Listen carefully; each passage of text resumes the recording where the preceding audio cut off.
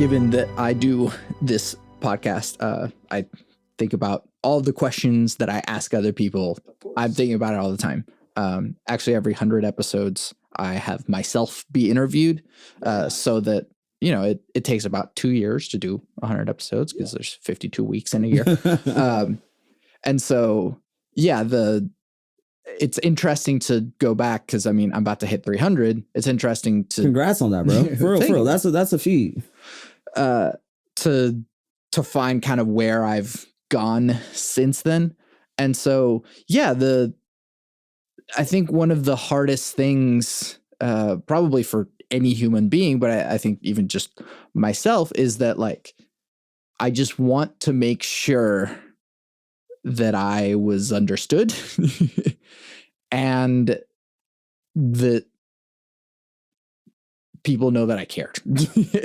That's like my biggest priorities in life. It's just like, so now cared about like your craft or like that I care about everything. Yeah. Okay. I actually forgot to end the last one with this, but like, I always end it with my 3 things. They shape my life philosophy. Those 3 things are: love never fails. It's going to be okay. I might be wrong. And though that like trifecta of things are always kind of like pushing on each other. And, but like, I haven't been able to, I mean, I've been doing this podcast for almost 6 years now, and I've had those 3 things like since even before then. And I'm still like finding ways to like disprove one or the other, you know, but it's like a perfect triangle effect. Like it keeps you like it's like kind of like a philosophy of yours. Yeah. Yeah, exactly. Okay. And so, yeah, and by sort of like repeating them to myself all the time, it's like, all right, how am I, you know, putting love into this decision? How am I putting acceptance into this decision? How am I, you know, keeping myself humble in this decision? And all of these things, they shape me, and, you know, hopefully that philosophy expands to anyone else who listens to this. But like, yeah, love is my biggest priority. And like, to me, love is the meaning of life. I can't tell you that I know what the meaning of life is, but love is at the epicenter. Yeah, love is the meaning of life. And that's not to say that like love is like, you know, always just like being soft and caring and blah, blah. Like, no, sometimes you have to love someone by like telling them what's up. And sometimes it's going to hurt. Yeah. But like, you know, you're loving them by showing them like, hey, this is something that you're doing that might be hurting others. This is something that you're doing that's hurting me. Yeah. And so like, you know, love, you're not being a yes man. Like you're looking out for your person. I mean, yeah. Love isn't all hugs and kisses. Love also means like making sure that you're helping the people that you care about grow and become the better parts of themselves. I got you. Now, you mind if I ask? So off of that, man, like, so whenever you say love can be, you know, everybody has their own interpretation. Sure.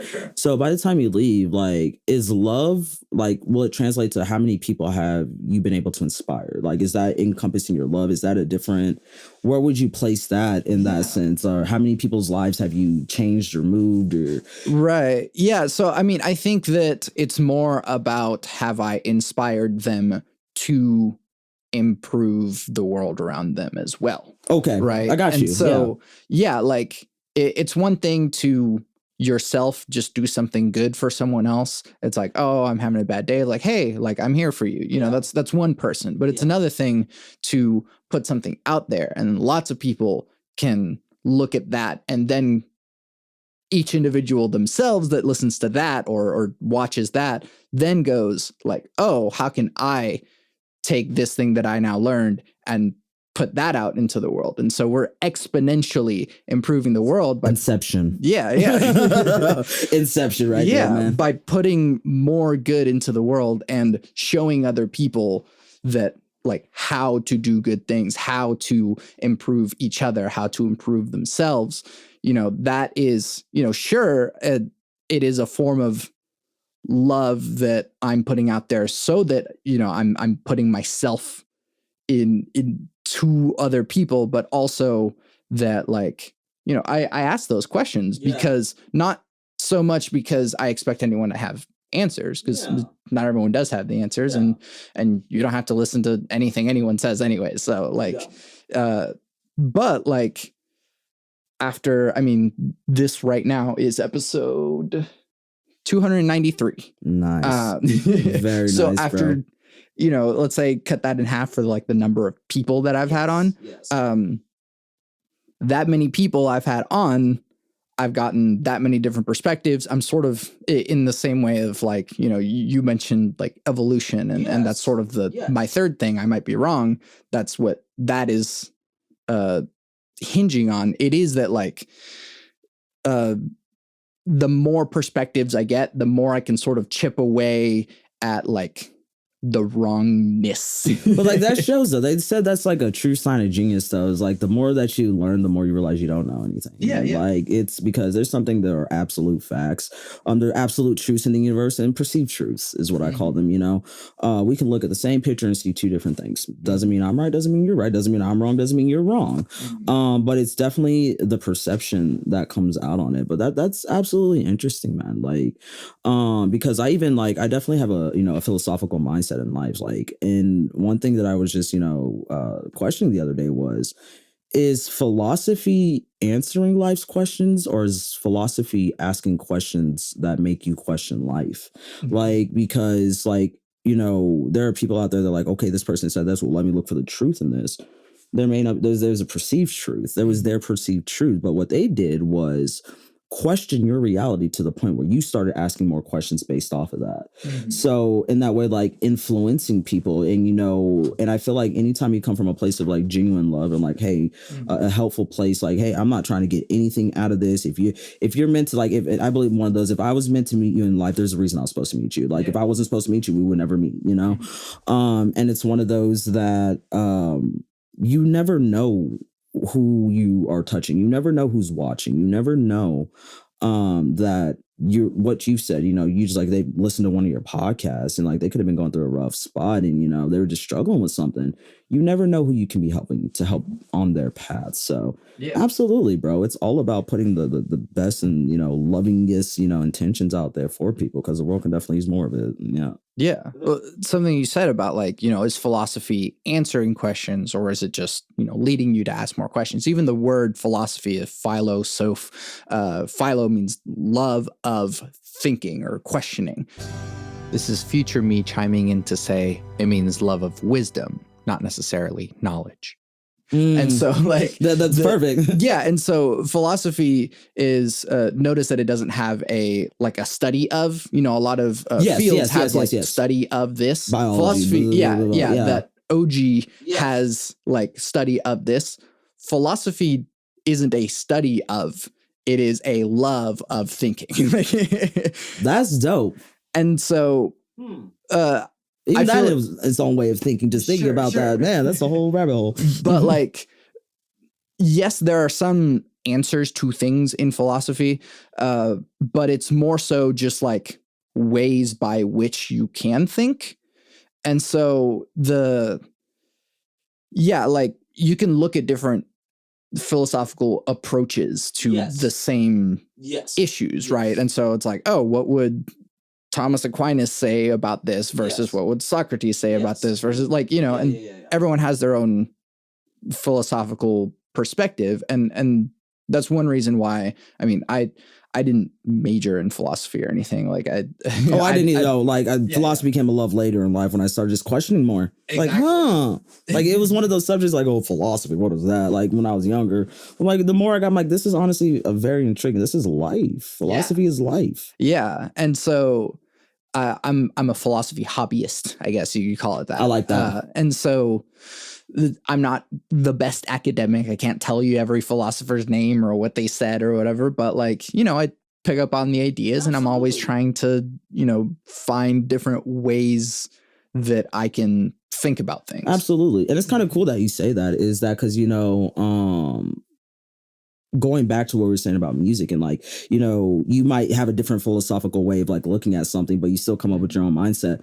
Going back to, I take inspirations from these people, and we could both sit here and take inspiration from the same exact, you know, artist, and we're still going to come up with two different musics because we perceive it differently. So it's cool universally how everything is everything. Shout out everything. Shout out to everything. and that's something that like, what makes music so powerful is that everyone can interpret, and that's something that makes art so powerful, not just music, but like we can all take something out of it that, you know, makes more sense to us, or this one specific thing is what really stuck out to me, and that's why I love this thing. It can be like a 2-3 note progression, and like, oh my gosh, it could have been the most inspiring. That makes you go down a whole different path of what can be out there. You know, it's crazy where you can truly get inspiration from, bro. Yeah, man. And the better we get at music, the better we can communicate these ideas. I always refer to music as just like it's a form of communication. Right? And so we're telling stories, or we're telling emotions. I forget who said the quote, but it's like, words make you think thoughts, music makes you feel feelings, songs make you feel thoughts. Because it has music and words at the same time. Exactly. And so the perfect combination of words and music and using them skillfully, it can hit you in such a specific way that it's like, man, I didn't know that I could feel this. Like, I'm like, I don't know what I'm feeling. Like, because No Reptiles, everything is the first song I have legitimately like shed a tear to. I'm like, I don't know what about this song is invoking these feelings. I'm like, it's sad, but it's something different. Like, it's an emotion you can't even necessarily put your finger on, but something about this is gravitate, and that's incredible. Like, that's every songwriter's dream, is to have music that literally just pierces through somebody's, you know, heart, and like, God, yeah. And so what you were saying about like, you know, not necessarily good or bad music, but there's, you know, different things in it that might be better made, and so I don't believe in talent, because skill is what we're doing. So some people might be like born with, you know, an affinity for something, or right? Like you're taller, so you're going to be better adept at, you know, sports. Like, you may have advantages in said niche, but skill is repetition, right? Yeah. And so, and at the same time, you know, you can be freaking 7 feet tall, but like, if you're clumsy as hell, there's no point in you playing basketball. A little 5'7" guy can get drafted, and you can. Like, exactly. That doesn't matter. It's the skill that you put behind it. Yeah. And so the time that you spend sort of perfecting a skill, making music is also a skill. And so, some people might be, you know, more gifted singers or whatever. They're born with a better sound right out the gate, but you know, anyone can learn how to sing. Anyone can learn to play an instrument. I think anyone can learn anything, honestly. Like, if you want to learn it, you can learn it. It's do you want to learn it? Do you want to take the time to do it? But I absolutely, like, anybody has the capability of learning any skill. It just takes the hours and the reps. Yeah. And you might be, you know, kind of the talent idea. Sure. You might be more,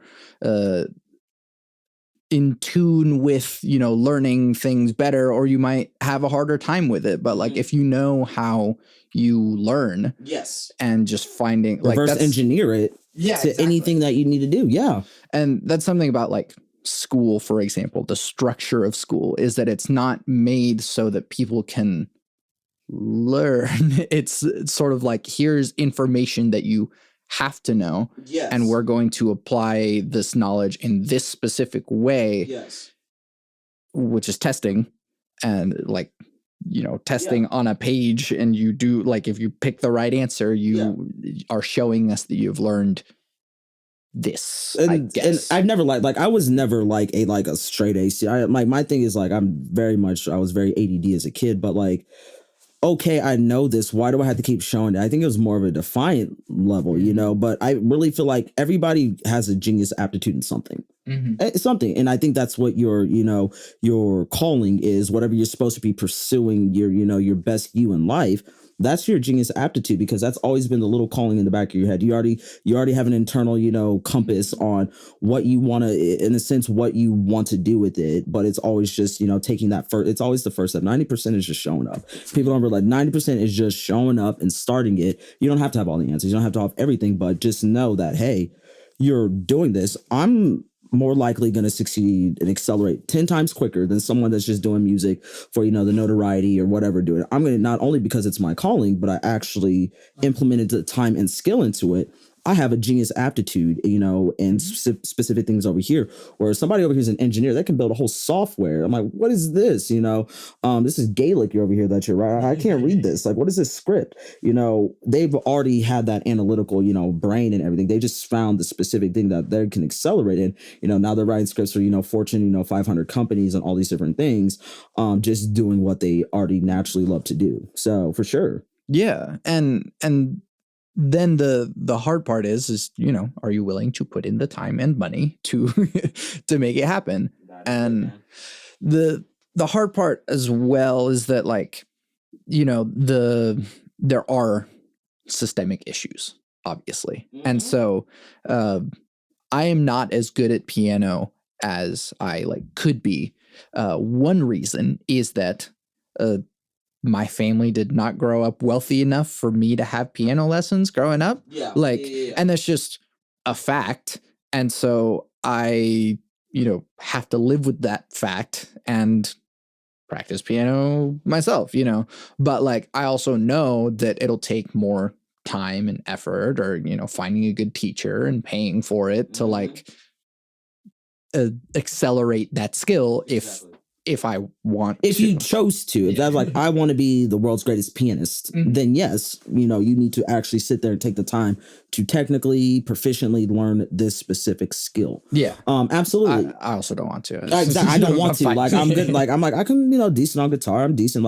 But it's nothing that I want to spend that time that I would specifically on my music career into that one instrument. Exactly. It's I know I have the capability of doing it. I just don't have the want, essentially, to do it. And that's fine. Being aware that I don't want to do it is just as well as being aware of something you want to do. Yeah. Not just oh, I know I can play guitar, and not letting it gnaw at the back of your head. Mm-hmm. You're passing through. I'm cool. If I have time to pick it up, cool. I'll play every now and again just to keep my skills up. And I can sit there and like I said, I play, there might be one or two loops and beats that I've been making, but usually I'm just playing chords, and I'm playing every instrument myself, but I'm just playing it on the keys. So there just comes to that point, I just don't care about it and that's fair. You got to be, it's truthful. Yeah. And there's different ways around it. So I mean, you can look at this thing. I'm mm-hmm. motioning to my Launchpad Pro, which is, a 16 by 16 grid. Yeah. That is it 16? 8 by 8 grid. Sorry. And it is a different way of looking at music. You can use this thing the same way that the keyboard is laid out. Really? But it is just a different way of looking at it. And so you could be the greatest pianist in the world, right? Yeah. But if someone hands you this thing, you're no longer the greatest pianist in the world. And so, but it's a separate skill, and skills that you have will still translate. Even if you are the greatest pianist in the world, you might play some things on it and be like, oh, I see what this is. Oh, I see where the notes are. I see how this is laid out. So this is kind of like this. Yeah. Going back to, my buddy teaching me how to mix in Logic, I can translate it to another, application just because I have the foundation of how to do things, and then reverse engineer back up to learn that specifically. But yeah, same thing, man. Just having the skill to mix, I can translate that over to any application. Yeah. Yeah, there's this thing, I don't remember who it was because I don't remember anyone's names, but that there's this guy who got really good, not just at a specific skill, but he got good at the skill of mastering things, not audio mastering, but mastering skills. And so you can get good at learning things. I'm going to look into that now, man. You just what? So he reverse engineered down this to being able to master skill where he applied it to any skill to master. Yeah. And so we can all master anything, but we can also all get good at learning. And if you know how you learn things best, then you can sort of, use that as a catalyst for learning anything else. That's ingenious, bro. Yeah. And so the thing about, if you want to, for example, piano again, just because I'm thinking about it, I did go to music school. I have a master's degree in music composition, and I had to take piano lessons, and I could have taken more piano lessons than was required. Yes. But by the end of like my required piano lessons, I told this to my teacher and told it to myself as well, is that I'm glad that I took these lessons. I could keep going and just keep getting better at specifically piano. Yeah. But through these lessons, I have learned how I learn piano. Oh, okay. And so the methods that I was using to learn specific pieces on piano, I learned the process that I use to like get good at. So you were able to like reverse engineer your learning process on how do you become aware of something like that? So no, for like how do you become aware of how you learn? Like how did you, what's best for you? Because I feel like, things I do really are, there's some things that are conscious, but sometimes it's subconscious. I'm like, oh, okay, X, Y, and Z. But there are times that I get stumped, just trying to play something new, play a different chord, X, Y, and Z. How did you, or are you able to even think how you were able to figure out how you learn best? Yeah, I mean, some of that is just like mindfulness, just the literal practice of mindfulness, if you want to get that specific with it. But like the just mindfulness, just as you're in something, yes, sort of taking a step back and thinking like, what am I feeling? What am I doing? And how am I approaching this? It's, we can easily get lost in the process of doing a thing, which is a great thing as well. We don't always have to be zooming out because the flow state is an amazing and healing state to be in. Yes. But also being aware that like, as you are in it, you can sort of like zoom out and like look, an outer body experience, like watching myself doing what this. am I doing here? What am I using, or what am I going to automatically? And it's, as I was learning piano pieces specifically, it was like, all right, I tend to learn the left hand first. That's kind of because I'm left-handed. And so it becomes easier to me. And then I'll learn the right hand, but it's actually better for me if I do learn right from the get-go, both hands together. And so it's like, all right, start doing that. If it starts being too difficult, that it gets frustrating, then, you can go independently one hand at a time. And so it's like being aware of myself that like, oh, sometimes even I'm practicing at like, less than half time tempo. And I'm like, this is really frustrating. Why can't I get it? All right. Yes. Well, knowing that I get frustrated at it, like my frustration is not going to help me get better at this thing. No, it's not. So I'm going to try the pieces that make me feel better, that, okay, cool. I am building on something. All right. Now that this little part is a bit better and this little part is a bit better, let's try it together. And now that I'm a bit less frustrated, I can like, so being aware of oneself. So it's the fluidity though. It's going back and forth between that. And it's cool that you actually say that, because when I was learning Kung Fu, my Sifu, he taught me everything on my right side. So I'm a lefty, left side dominant, southpaw. So he never taught me any of my forms, any of my, circles, nothing like that on my left side. He only trained me on my right hand side.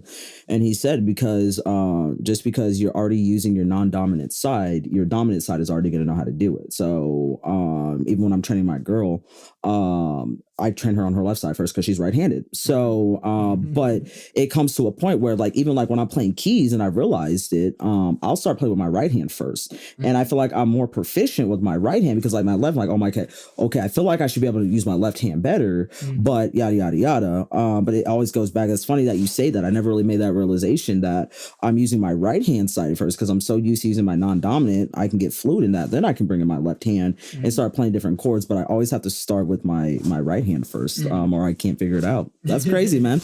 Yeah. And so, yeah, this is something I've been talking to my brother about a whole lot, but so thinking of schools of philosophy and ways of analysis is metamodernism is a newer way of, I guess, critical thinking. We had traditionalism, then modernism, then post-modernism, and now I have metamodernism. It's crazy. So everything has generation, right? Right, yeah, and it is kind of generational. That's really cool. In that traditionalism, you know, hey, this is what we all understand. We're just going to follow that, and that is what works. And there's no need to question the system because it is working for the people that it needs to work for. And then modernism is like, hey, we have technology and things are changing. And, you know, some of these structures, regardless of whether or not we want them to change, we're noticing that because things are updating, we sort of have to move towards these things. And that's kind of what modernism did, is that like, yeah, we have these traditions, but they're going to have to change because it's forcing you to. Yeah. You don't have a choice at this point in this because now we have technology, now industrialism, we have all these things. Postmodernism was sort of like, hey, look at the way that things are and are changing and stuff, and it's not working for everyone. Postmodernism is really critical about just being like, this isn't working. I don't. Everything kind of came out on that. I don't like this. Why isn't this working? And this is why it's not working. And so it's a lot of pointing out all of the flaws in the system. So exposing it. Yeah. Metamodernism is basically acknowledging the bigger systemic things and finding meta analyses by which we can find solutions. This is a really difficult way of explaining it, but I'm following. I'm tracking. In that it acknowledges itself. Postmodernism is sort of like from within the system, finding ways to critique the system. Metamodernism is sort of zooming out from the system and analyzing the system as a whole. And what that does is that rather than just existing within a system and critiquing it, metamodernism goes, what is the system? How does it work? Rather than just being like, these things don't work. Like, this sucks, whatever. Yeah. And toss it out. Instead, what is the system and what is happening here? And so there's all this broad train of thought to go back to, like, when you are, you know, working on something and it's frustrating or something, and instead of just going like, this sucks, you can point out what sucks in the thing. But then if you zoom out even more, you go, why does this suck? What about this thing is making it suck? So it's kind of like convergent and divergent thinking, though. So I've really been honestly, with my songwriting abilities, I've been like, I really want to get, I'm tired of essentially writing about myself. I just want to tell stories at this point. I just want to tell stories from a different perspective. So convergent thought is we've come up with the idea. We made a decision on something and we're doing this idea. Divergent thinking is the process of actually brainstorming. So what we tend to do, like the childhood wonderment of creativity. And as we, life goes through, like we lose that, like, okay, we're usually, convergent and divergently thinking at the same time, where the first thought that comes to our mind, that's the decision that we made. But we didn't give ourselves time to sit here and actually come up with, so like one question, the song that I'm working on right now, it's pretty much, I'm talking about Julius Caesar. And, on one side of the token, I doing, convergent and divergent thinking, one side of the token, talks about like, yeah, this man, he's a great conqueror, blah, blah, blah. People loved him. People adored him. But at the same time, he was a foolish man because he didn't see what was going on behind his back. He was so into his, his own, ego and his own spotlight that he was blinded to people plotting behind him. So yeah, he was this awesome conqueror, out of all Roman, Roman emperors, he's the most well-known one. At the same time, look at the ways that he he died. But people don't typically go past, oh, he died because, you know, he was, you know, stabbed, you know, he was stabbed and he was murdered, you know, in the courts. But I'm like, okay, so was there anything foreshadowing, you know, him being killed? Did they kill him out of envy? Did they kill him because they foresaw something that would have happened? What were the reasons behind it? But, you know, most people are quick to come up with an idea and then choose that decision without even giving themselves. You could have had 20, 30, 40 more ideas that could have, you know, evolved from that. So with divergent thinking is the biggest thing is delaying any prejudice, delaying any response or any, you know, any feelings towards an idea. Every single idea, good or bad, you know, every single idea gets the same opportunity. So just write it down and keep going. Just even some, oh my God, this is the greatest idea, whatever. You can't even have that thought on the opposite spectrum because you're now shutting yourself off to the possibility that even better ideas could have came.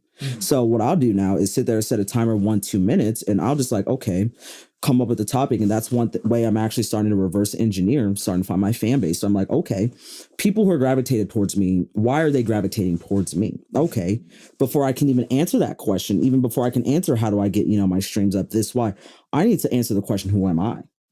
Because once I find the commonalities in all of these, but I can't sit here and be like, okay, I'm a trans rapper. Cool. How many of those are out there? You know, what about this is sticking out? What about this is different than what anybody else has come up with, you know? And there was a TED talk that I was watching.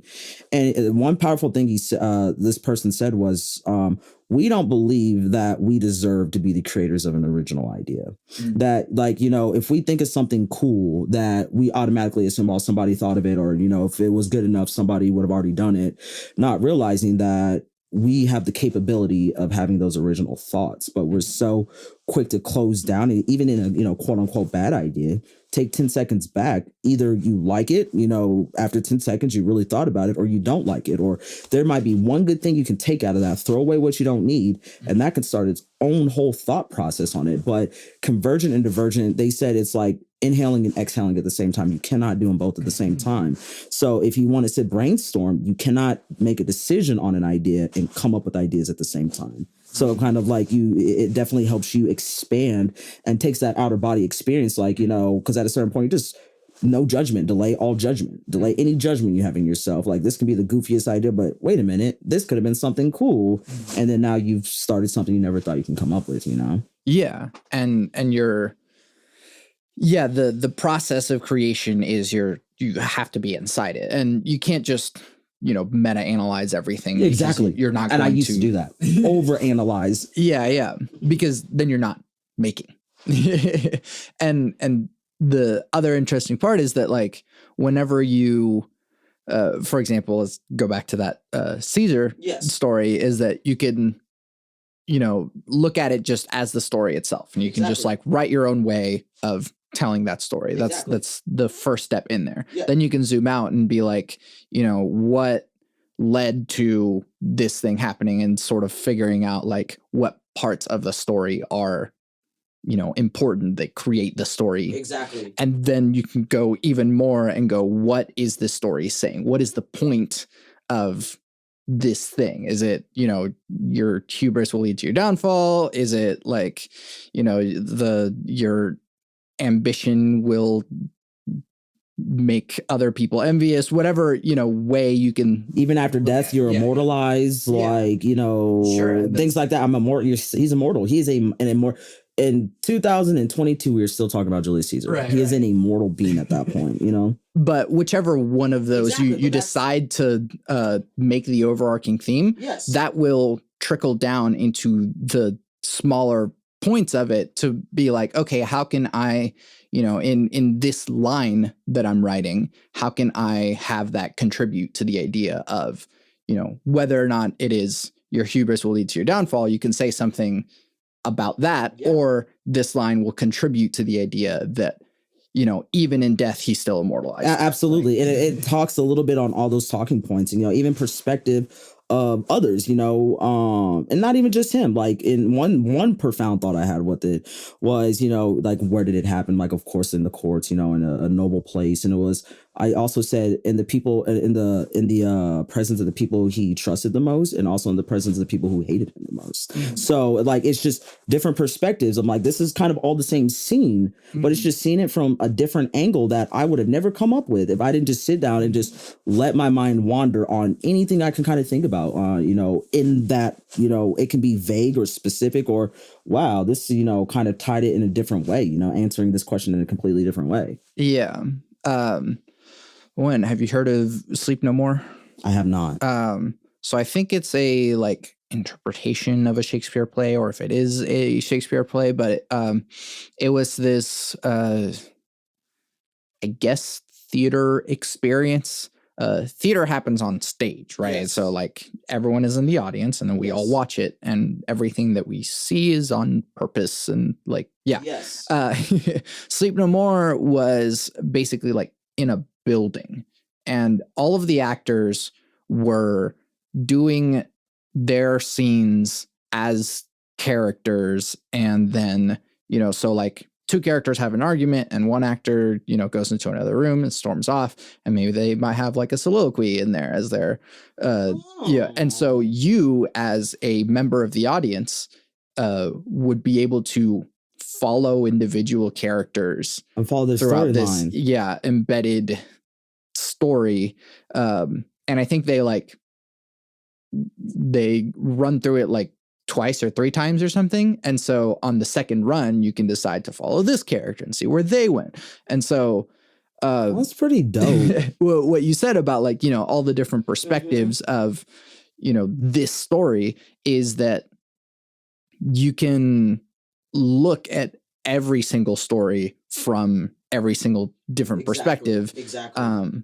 And decide, I guess, who you want to follow from that. And and that's something that, even if you are telling a story that has been told lots and lots of times, you can look at Julius Caesar's story. You could tell the story from his point of view. You could tell the story from Brutus's point of view. And that might tell you something radically different. And so the big overarching theme that you might get might be really different if you're looking at it from Brutus's point of view. Then it's not your hubris will lead to your downfall. Maybe it's I have to do my duty for the state, even though it means betraying my best friend. Exactly. Like, and that's what I'm saying. My thing is like, I just want to be able to find those talking points and like really find a story like where, again, you always want to have elements of what people are familiar with to engage them in that sense.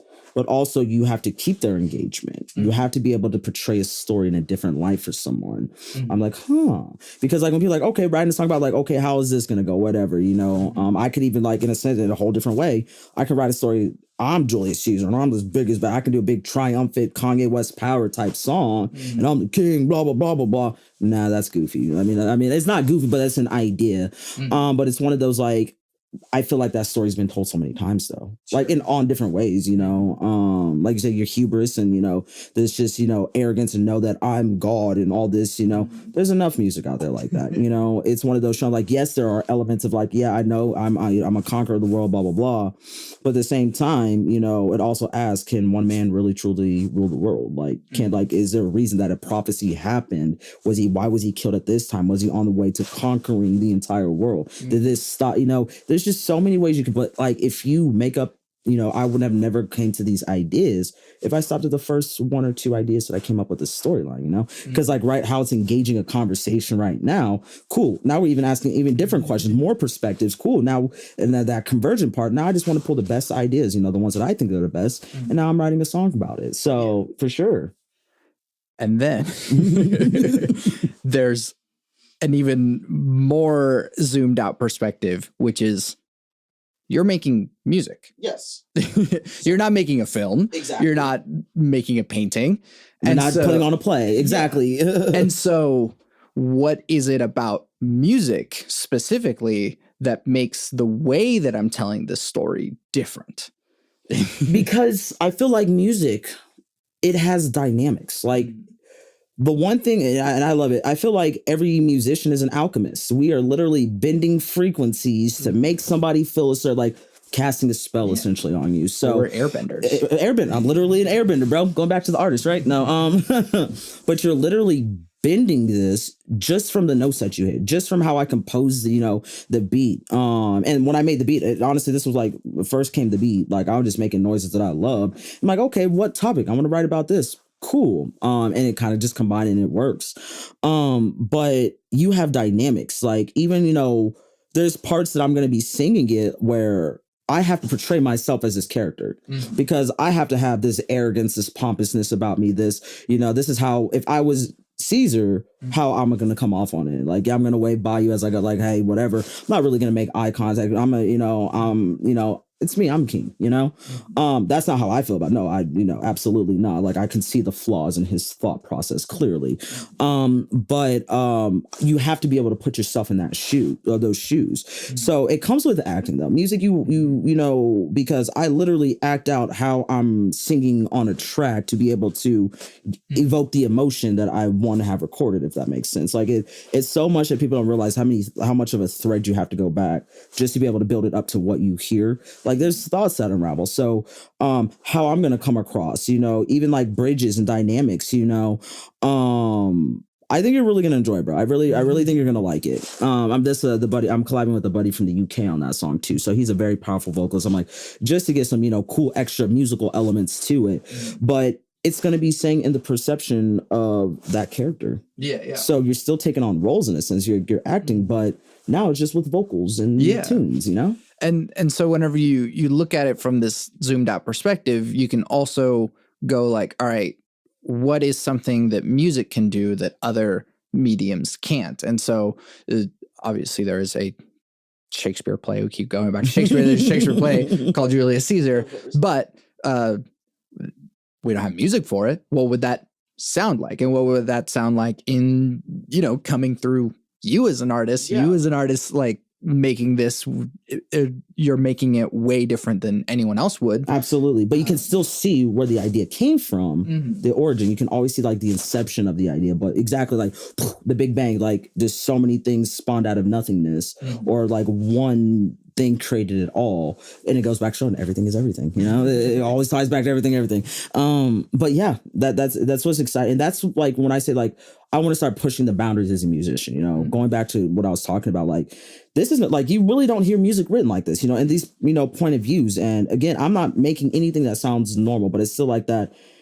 I'm going out of a realm of it's never existed, which is good. But at the same time, how does it go over? But at the same time, it doesn't matter because it's my truth. It goes back to, those questions that you have as an artist every time as you drop a song. But, I had the same, stressor when I dropped Habsburg Lip. I'm like, I love this and it's so awesome, X, Y, and Z, but is it going to be received? I'm like, I'm being truthful to what I'm doing. I always ask myself that. I'm like, is it going to be well received? I'm like, it doesn't matter because it's my truth. And how I hear this is how I want to do it. And I got a number one, I've got a number one placement on a chart, an alternative chart. I got that through that song, so clearly it worked out for me. It's still doing well. Like people absolutely love that song. But at the same time, it's always nerve-wracking especially when I'm like, I'm trying something different for the first time. How is it going to be received? But I think that's every artist in a sense. I don't know. Yeah. And that's we're making something where we're telling stories and the way that our different skills as individuals might play into that is what, makes every single thing unique.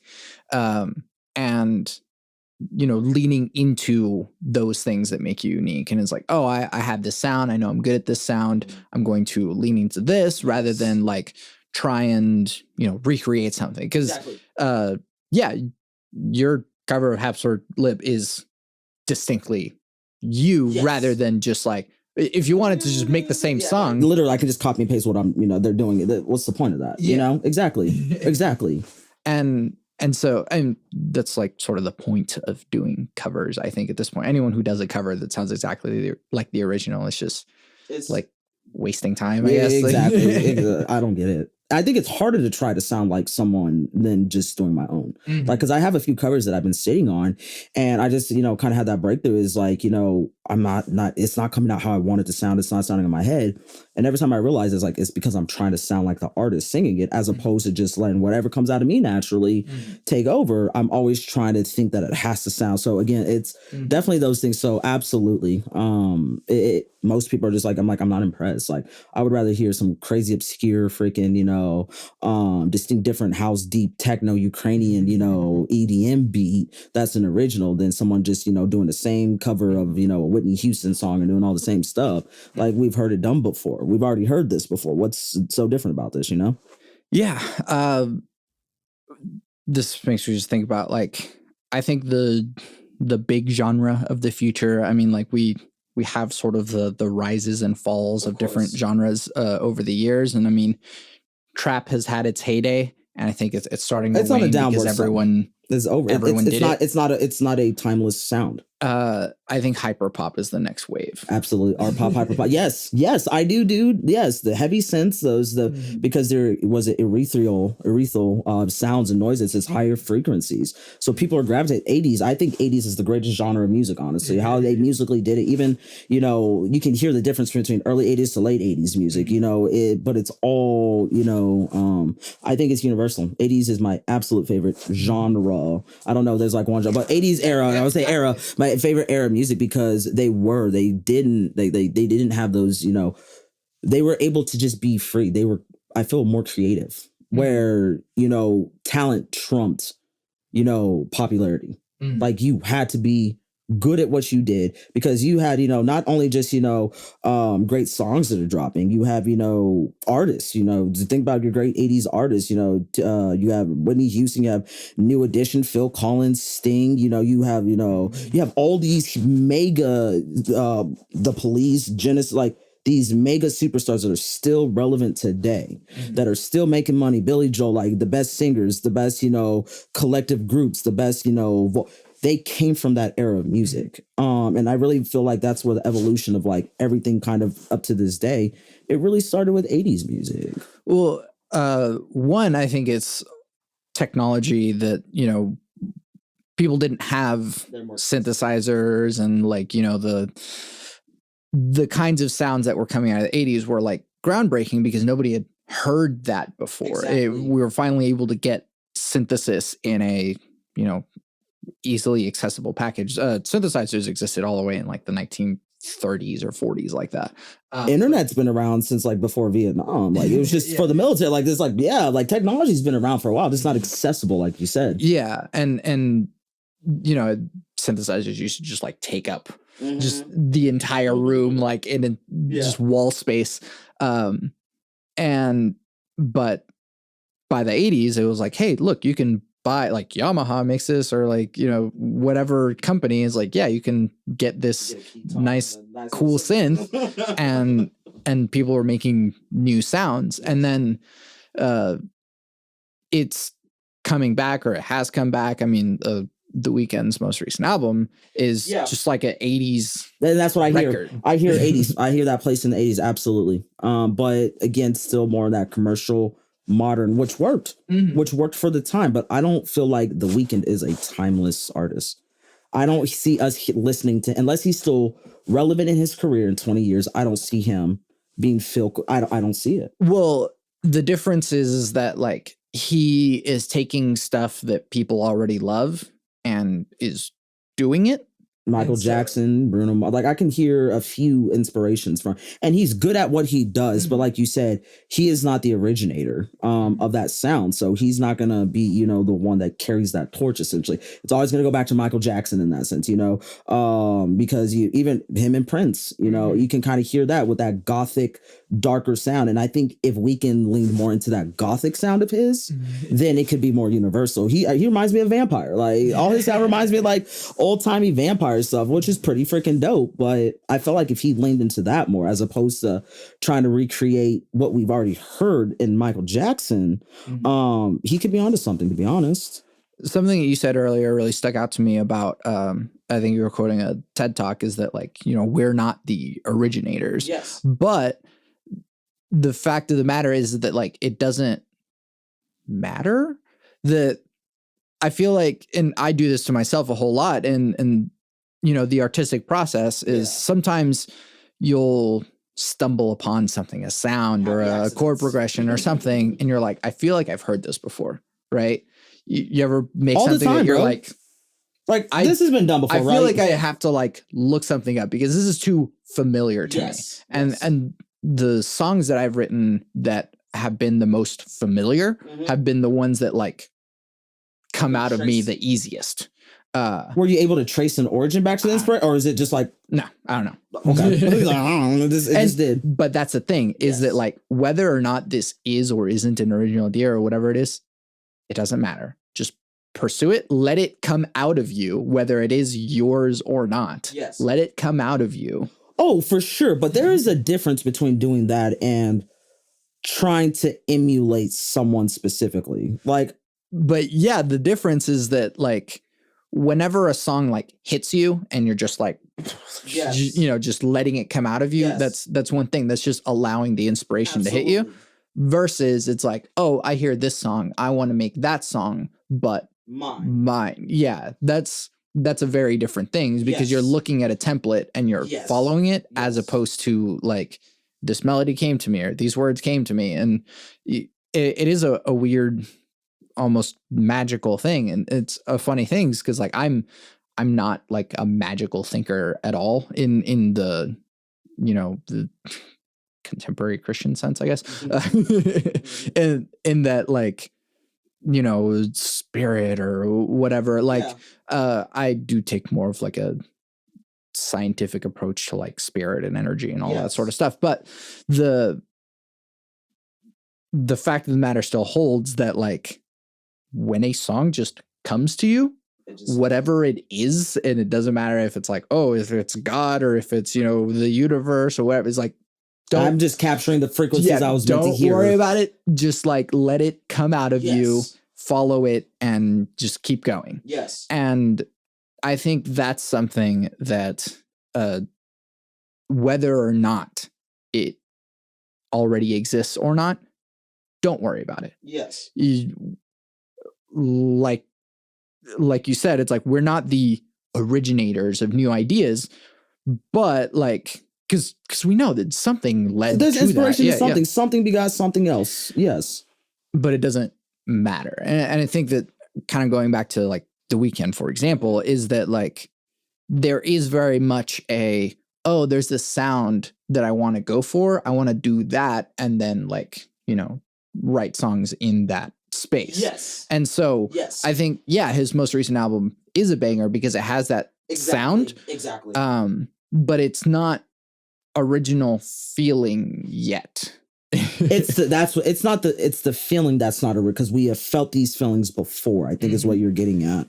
Honestly, I feel like The Hills is a more original song because it doesn't sound like anything else that I know of. That like it does sound like him, and that is something that every artist should do, is that like instead of trying to sound like something or trying to and you know, I do this all the time too. Well, it's easier said than that because it's always like a crutch. Like, okay, let me go back to my safety a little bit. Like, let me go back to the shallow end because I'm out there deep. You know, just I don't know what's out here for sure. Like, absolutely. But then there's the other way around, which is like another song that I wrote. I was like, this is coming out as a grunge song. All right, I guess it's a grunge song. Let me just allow it to be, as opposed to trying to make it a genre like we talked about. Let it be fluid, and whatever's supposed to be made is going to come with it, and it's gonna that's dope. And so like the sound of it came out of like realizing that, oh, this is the genre that it will sit in, I guess. But it's not like, oh, I'm trying to write a Nirvana song. Exactly. And it's so hard to be like, because I'm like, I want going back to that, you're right. Instead of trying to make a specific sound, because you already have your influences. You're already influenced by whoever you're influenced by. So that sound is already going to be naturally in you. And if it's already supposed to be there, if you just, like you said, freely do it, it's already going to be heard. You know, that element. Like, it's hard for artists to be like, I sound like me, but other people, I can hear your inspiration here, inspiration there. I've been, I'm part of, this composition group on Facebook where we give, critical feedback to, other artists, things that we like to get. And I've heard, country ska band, I can hear your, it's like, you're not necessarily trying to make this sound, but I can hear your ska. I can hear the rockabilly. I can hear what you listen to and where your sound came from. And it's pretty dope. Like who are the parents, the grandparents of this song, there's generations before. Yeah. That's something I actually started doing recently, is that kind of over, December into January, New Year type feeling. It's like, hey, let me go back to like the stuff that I really liked when I was younger. And so I started listening to, I went back and listened to like Taking Back Sunday and Death Cab for Cutie and like the bands that I like really loved whenever I was like a teenager. And I was going like, whoa, that like I stole that, or like this is very much in my stuff now. Yes. And by going back and like listening to the stuff that I was inspired by a long time ago, I'm realizing like, oh, this is where I got that.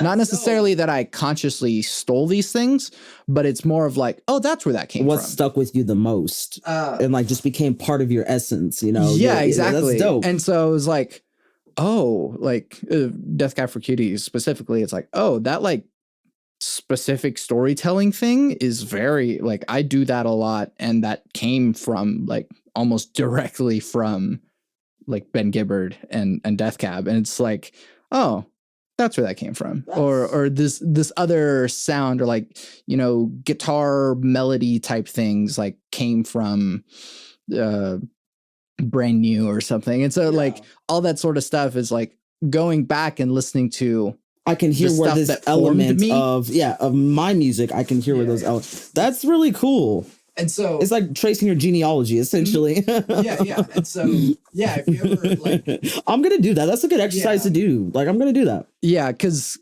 it is surprising what sort of things stuck and you don't realize it. Yeah. And even like, there might be like little melodic things or just like a guitar thing that comes out and you're like, whoa.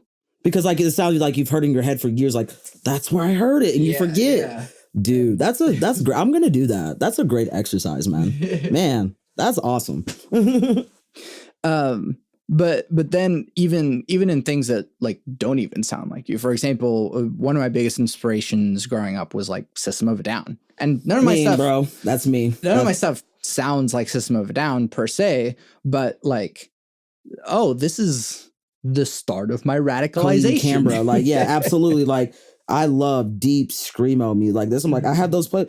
I mean, I listen to 6ix9ine, like that's more recently, but like I love listening to all different sounds of music. I want to listen to the quote unquote best artists of these new genres to hear, but you can the screamo element. Like people forget about Limp Bizkit. Like rock rap was not just originated now. They did it first. You think about Kid Rock back in the day, even kind of Marilyn Manson a little bit. He kind of had that element, but he also pulled more of that 80s vibe into it. So like, yeah, people need to learn about their history in a sense, even music history. Yeah, because I mean, Linkin Park was my favorite band. Like, Linkin Park, absolutely. School, like, that's the only. Chester Bennington was the only artist or celebrity I actually cried when he like. You felt the world. Like I felt like you felt that. There's some videos showing like Linkin Park was just playing their songs and just had a microphone of like for Chester, and the audience was just singing. Like audience, so they weren't even singing. The audience was just singing his part for him, and it was deep. Yeah.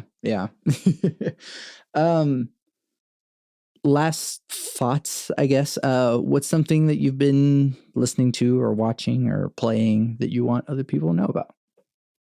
See, I'm really bad. Like I'm such a music snob. I feel that like I have particular playlists that I listen. I will go back and listen. Honestly, Kanye's Donda album, his recent album, has probably been the most recent album that has like just moved me, inspired me. So just his flow, because that shows you it doesn't matter if you're already the top of your craft. And this album, he sounds like he has worked on his singing, his flow. He is still improving. He did something completely different. Like it or not, that's subjective. I don't care. But like the fact that this artist has been around for 20 plus years and he is still evolving his sound and still growing, that in itself is impressive. Even the collabs, he had a hella collabs on that album, and like even those collabs stepped their game up. Like some of those artists, I'm like, I didn't even care for you that much, but like you brought your A game to this album. You need to bring that to every other song you do, like Lil Durk, Lil Baby, all these people. Like this is the best I've ever heard you deliver, because you had Kanye as an inspiration right here. So Donda album, just percussions on there. I've been getting deep into percussions and like just changing up different drum lines and stuff. Watching, I mean, Dexter, New Blood, that was disappointing again. It just finished. Bro, I'm so mad. I waited. I'm a huge Dexter fan, and that season didn't even happen. I'm okay to just like delete that. That upset. That had me for a few months. That just ended. Ozark is back on right now, so excited to get that going. I don't know. There's a lot of shows going on. The Good Place. I don't know if you ever watched that on Netflix. I think it's a funny show, but it has a cute premise. Like I like the premise of. Like, keeps going. How far in are you? We're like almost done. Like we have like one or two episodes left. So yeah, most of the show. Yeah, it's like, oh, it's funny, and then it just like keeps going and like you're like, okay, what are they gonna do with the storyline? Like, and then like, so I appreciate that you don't expect anything. So that's very original in its thought. But like, even how humans are capable of change and like the deep undertones of the show. It's a pretty dope show. Like it's funny as hell too. So it keeps your attention. Yeah. But like even like Chitty and his philosophical questions and his dilemmas in life started making me think. Started asking questions about philosophy again, and all tied back into this for sure. Yeah. The Good Place is basically like an associate's degree in philosophy. There you go. Absolutely. Like just a little, cram pack, but it makes you start questioning stuff for sure. Well, thank you so much for doing this with me. I appreciate you, man. This has been fun for real. Like I appreciate you having me in here, dude. Yeah. One more time. Let people know where they can find your things. All right. Xantheartist.com, XAN the artist, all one word. All social media is quite simple. Xan the Artist. Appreciate you guys for listening to me today. Yeah, of course. And now here's Euphoric by Xantheartist.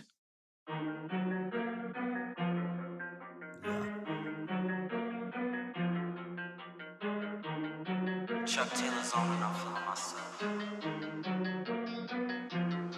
This is euphoric. So many shots we're taking, I can't even focus. Losing my concentration, I can't even pour it. This is your moment. I know you know it. I know you. This is euphoric. So many shots we're taking, I can't even focus. Losing my concentration, I can't even pour it. This is your moment. I know you know it. I know you. Picture me rolling. Feeling the poker ain't gon' slip, just keep it going. She on my drug cause I'm on top, she bust it open. I guess my money lays low and she gon' blow it. You know it. Zan, I'm the damn man. Her head fire like bam bam. Off the top like Van Damme. Then she lands in a handstand. Hating fans, what I can't stand. Big talk, you in a Trans Am. Not a fan, you a stand fam. String out the pressure like air. So many shots we're taking, I can't even focus. Losing my concentration, I can't even pour it. This is your moment. I know you know it. I know you. This is euphoric. So many shots we're taking, I can't even focus. Losing my concentration, I can't even pour it. This is your moment. I know you know it. I know you. I got the juice. Confidence through the roof. Got none to prove, nah. Big bands, LSU to my own horn. And I say what I do, staring at a unicorn. I make waves when I move, make a parade when I move. Put in 10,000 hours just to get this much power. I done paid all my dues. After hours, it's hours. Rolling sweet, smoking sour. To this day, I'm wildin'. From this day, we wildin'. So many shots we're taking, I can't even focus. Losing my concentration, I can't even pour it. This is your moment. I know you know it. I know you. This is euphoric. So many shots we taking, I can't even focus. Losing my concentration, I can't even pour it. This is your moment. I know you know it. I know you, this is euphoric. You can find everything that I do on my website, SantiagoRamones.com. I make music and produce audio. The music you're hearing now is music I made. You can listen to official releases by Santiago Ramones on Spotify, Apple Music, and the other streaming places. Or you can buy it on Bandcamp because a single purchase is the monetary equivalent of streaming it all day, every day, for about a week. I'm working on an album, so if you'd like to hear that at some point, you can buy my music, or you can support me on Patreon. There's a Discord server in which we discuss deep topics from the podcast, but it's also a community of beautiful human beings. All the links to all my things are on my website, SantiagoRamones.com. If you like the podcast, leave comments on social media, leave reviews saying how much you like the podcast, and tell your friends about it. I want to help the world have deeper conversations. So thank you for listening to and supporting BitDepth. Yeah, I always end the podcast with my 3 things. They shape my life philosophy. Those 3 things are: love never fails, it's going to be okay, I might be wrong.